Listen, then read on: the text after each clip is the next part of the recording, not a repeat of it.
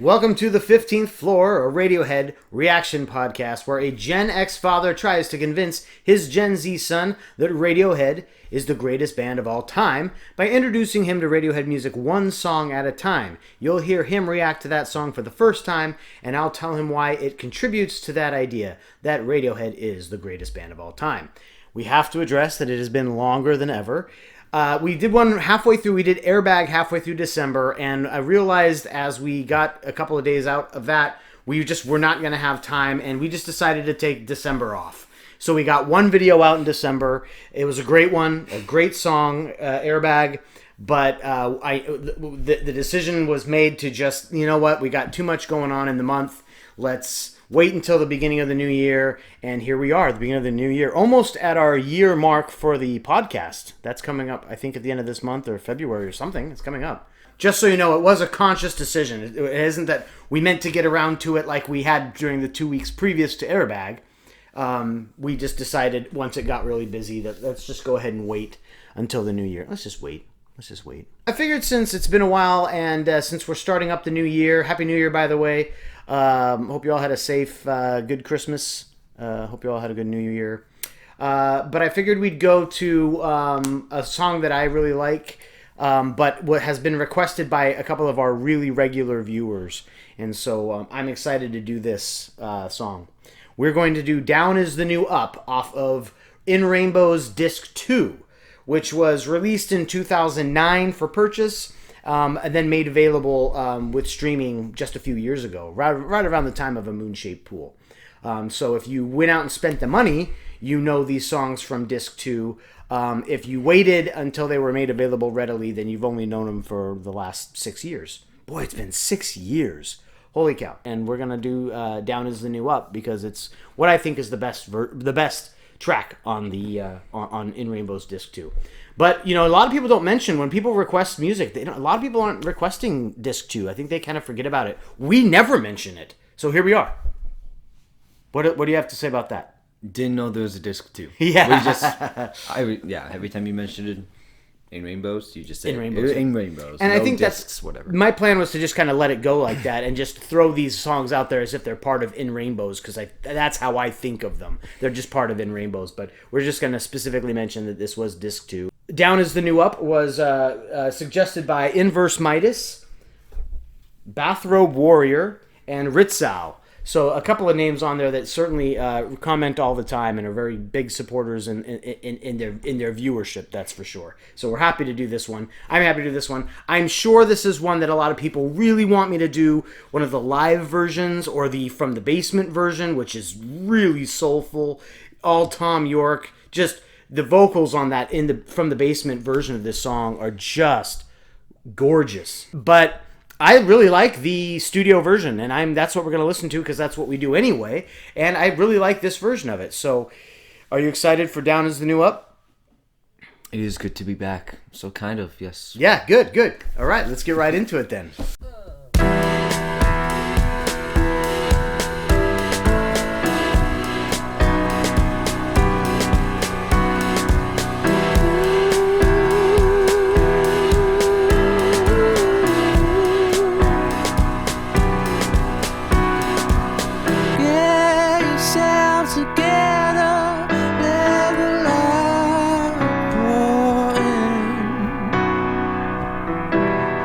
Yourself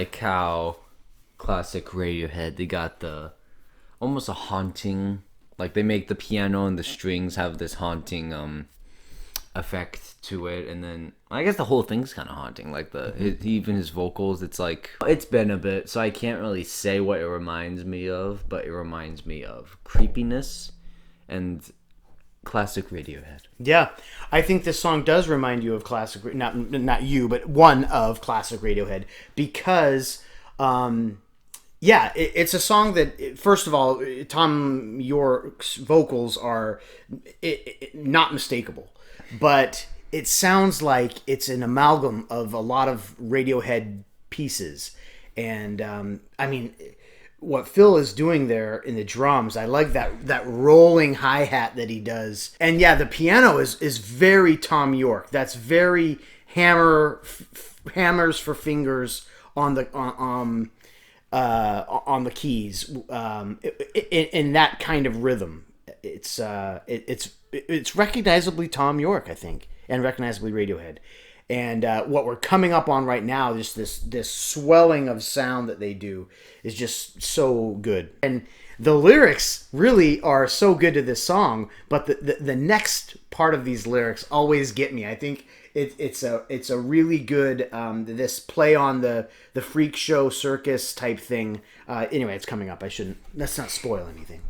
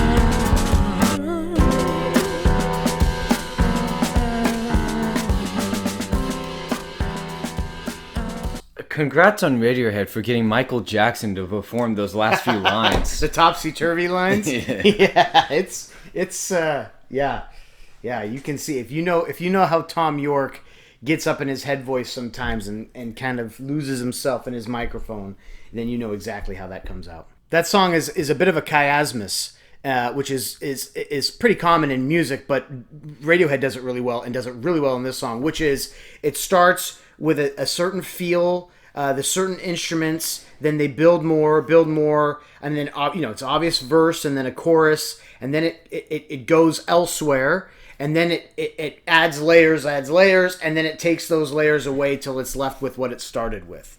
And that's easy to do, hard to do in literature, easy to do in music, not easy to do in music, but hard to pull off well in music and still hold attention. And that's where the topsy-turvy lines at the end are so clever, because they keep it from being, well, it's not anywhere near boring, but they keep it from they keep the listener from going to a bored place, which isn't going to happen in this song anyway. So many great swells, so many crazy things done vocally, lyrically. I need to stop talking about it. You were right. I'm definitely not bored listening to it, but with the new edition of Rock Band 1 and 2, being able to play it Merry again. Christmas. Yep. It has gotten me, especially Rock Band 1, but like those games have gotten me into a nice it's broader, like a nice section, bigger section of music that's closer to Radiohead than modern day music, because those games come out pretty early in my life. Well, one thing, and I know this is almost silly to talk about Rock Band like it's inspiring, but one thing, you've been playing a lot of Rock Band. For those who didn't catch that, we had Rock Band years ago, and of course no one can find Rock Band anymore without paying an arm and a leg for it. But we got Rock Band again for Christmas because we missed it in this house. So we got the Beatles, Rock Band 1 and Rock Band 2. And but something that I really like about Rock Band is, even though it doesn't exactly teach you the orchestration of the song, the composition of the song, it does force you to listen to more than just the strumming, more than just the basic chords, and more than just the lead solos. It forces you to hear what comes together in a song more. Mm-hmm. Especially on songs that you think you know well, and you're like, oh, I'm playing a guitar for, what am I listening to? What am I hearing there? And you hear that a little bit more. So, and this is a good song to play with you coming off of that, because it's got a lot to it. It does, but I wish I was paying attention to all that stuff. There is so much stuff going on. It's yeah. Down is the New Up is not a melodic masterpiece in the sense that High and Dry is. So when you're listening to it, you're not necessarily getting lost into it until you've heard it a couple of times, and then you get excited about all those dynamics. And there are points when Tom York comes in under the vocals, and he's so good at it. He's not flat, and he's not coming in flat. He just doesn't quite get to the note that you think he's supposed to get to. And I like catching that on here too. The theme, the meaning. Down is the New Up is like, he says topsy-turvy. That's an idea that everything is completely up on its head. And that's kind of a joke statement, but if you are really observe the world around you, where good is called evil and evil is called good, whatever that means to you, or you wake up one day and all the things that were right are now wrong, or all the things you felt were wrong are now right, all of those things really would throw your whole worldview into an upside down, topsy-turvy idea. You always thought this, but now you're being told this. That's a complete mind blower. I don't have a lot of personal experience with that, because we've never had any major paradigm shifts as a society in the time that I've lived, other than, you can look back and see some things that, boy, it's amazing that this was once accepted and now it's not. That used to be so frowned upon and now it's completely acceptable. But there's lots of those types of things, but this seems to go so much deeper than just simple observations of societal change. It's really about, it's almost Orwellian. But I do challenge you to kind of listen to that song again sometime and decide that you're going to not decide that you're going to enjoy it, but now that you, I hope, enjoyed it a little bit, now listen to it and pick apart all those pieces and enjoy that it's non-linear. So what do you give Down is the New Up? I want to say 6.5, just because that ending is just not my thing. I'm sorry, Michael Jackson. We can't do that here. It doesn't sound like Michael Jackson. It only sounds like Michael Jackson because it's kind of the falsetto aspect of it. But even the topsy-turvy stuff, it just gets like a higher pitch. Yeah, of course. Yeah. And after this serious haunting song, and then like getting to the high pitch. It's weird. It's like a 180. It's like a topsy-turvy. It's like a down is the new up, I would say, if you left it to me. No. I don't do secret messages in songs. I don't do that. That's a solid 6.8 out of 10. Wow, that's a weird score. It's between 7 and 6.5. Okay. You don't want to give it a 6.5 because that sounds... You've given some stuff a 6.5 that you don't particularly like. You don't want to give it a 7 because you're for some reason in a bad mood. Because it's just that last part. I don't think that last part deserves a 7. It's very fair to say that you need to hear more around this song, but it's like a lot of Radiohead, it grows on you. If you like music, though, if you like the composition of music, you can't turn your back on this song. Beautiful. Let's see what the kids had to say about it. Artistically. The boy, he's got a guy falling. It says he's falling, and he says, I'm falling. That's mud. He wanted me to make very clear that that's mud down there. And then this guy at the top saying, just climb the ladder. Interesting that he knew how to spell climb, but not ladder. Just climb the ladder. Just climb the ladder. You know what? I made the mistake of saying that that says climb the ladder. It might say climb the ladder. That's something that you didn't consider. Another way to say a deeper meaning. Climb this later. Yeah, climb this later. And then she couldn't. She just says it's like when you don't see the world perfectly. That's true. That's true. It's like when you don't see the world perfectly. Everything's a little upside down. Everything's a little backwards.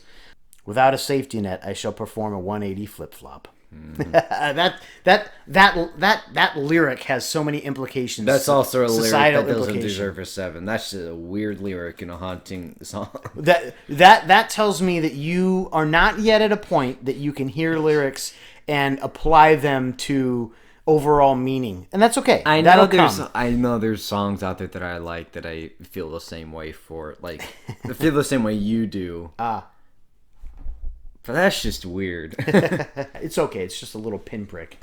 That's a Pink Floyd reference. So we hope you enjoyed Down is the New Up. If you have not heard that song, that might be one that might be hidden to you, even if you think you're a Radiohead fan. I hope it's not. Go check out In Rainbow's Disc 2. You're talking about not B-side material. You're talking about additional material from what most people consider their best album. I think we'll probably do one more Radiohead just because we haven't done a lot of Radiohead. I was listening to Arctic Monkeys. Do I Want to Know? I forgot how much I really enjoyed that song. And the songs we've reacted to viewer request, I've now put on a little playlist, so I don't explore beyond those just in case we want to hear more of that. And I feel like I want to hear more Arctic Monkeys now. So it would be the first band that we did as a viewer request where we did an additional song before we get to others. But I'm really thinking of that. So if you are an Arctic Monkeys fan and you think I enjoyed the first one, where else should we go in that library?